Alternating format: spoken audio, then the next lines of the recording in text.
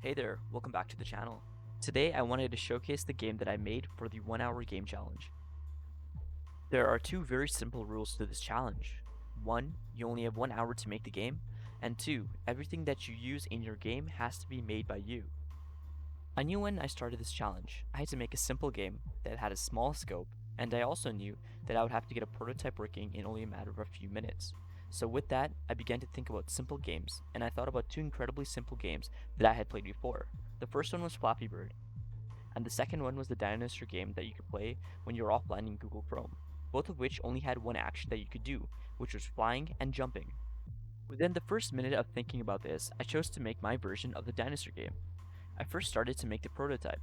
I used cubes to make everything that my game would need. From the players to the platforms, everything was made with a cube. Since I finished the basic prototype in 20 minutes, I decided to spend some of the remaining time on artwork and animations. I created a player sprite and two types of enemies, the bat enemy and the wooden barrel. The bat would be a flying enemy that would be harder to jump over, and the wooden barrel would be a ground enemy that would be easier to jump over.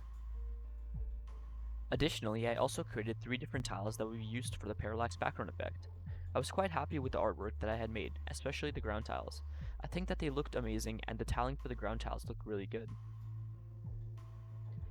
Since I was short on time, I decided that I should make the animation super simple and I should also only animate sprites that needed to be animated.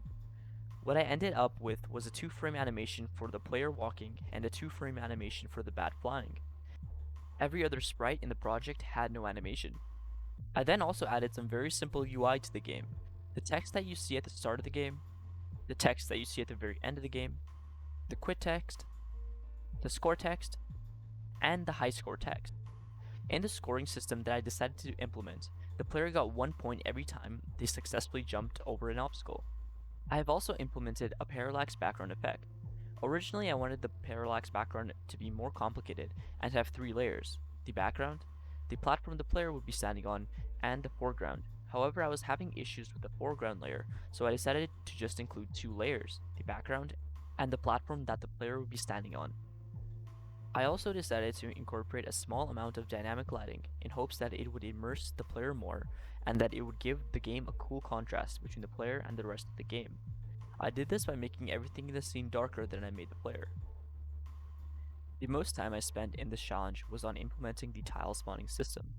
This was not a complicated implementation, but I had to redo most of it due to multiple small bugs that I was spending too much time on trying to figure out how to solve them.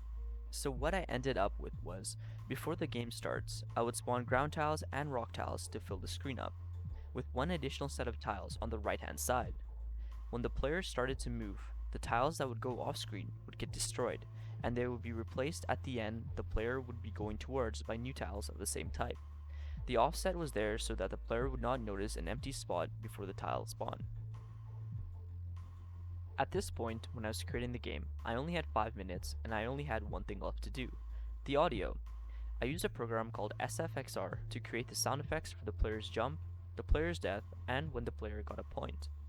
When I finished this, I only had 2 minutes left, so I decided to open Boscasilio and I basically randomly clicked everywhere and I hoped that the background music that I created would sound decent, and this was the result.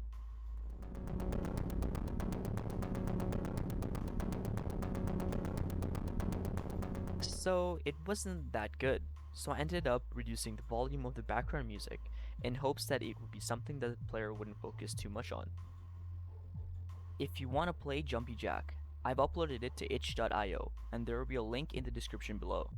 You don't need to download it, you can play it in your browser.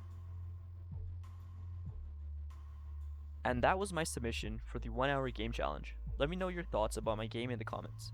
Thanks for watching. If you enjoyed the content, make sure to leave a like and subscribe. I'll see you guys next time.